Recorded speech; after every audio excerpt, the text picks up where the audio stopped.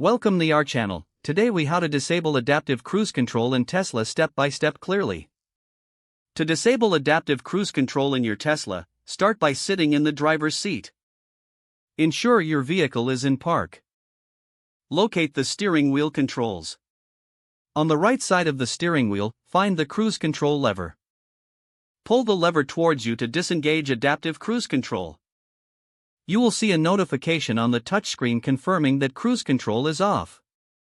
If you want to temporarily disable it while driving, gently press the brake pedal. This action will also deactivate adaptive cruise control until you decide to re-engage it.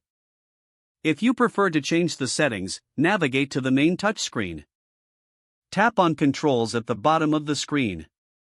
Next, select Autopilot from the options. Here, you will find various settings related to cruise control. Adjust the settings according to your preferences. Once finished, exit the menu to return to the main screen.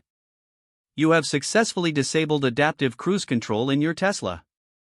If the page does not load, refresh the browser or try again in a private or incognito window. Make sure you are using the correct email address, then retype it carefully to avoid small typos. If your password is not accepted, use the reset option and create a new strong password you can remember. Check your spam folder for verification or security emails, then complete any requested confirmation steps. Enable two-factor authentication if available to improve account security and reduce unauthorized access risk. After signing in, review your profile details so your contact information and settings are accurate and current. If you see an error message, note it down and try again after restarting your device and internet. Log out when you finish, especially on shared devices, to keep your account and payment information secure. If the page does not load, refresh the browser or try again in a private or incognito window. Make sure you are using the correct email address, then retype it carefully to avoid small typos. If your password is not accepted, use the reset option and create a new strong password you can remember.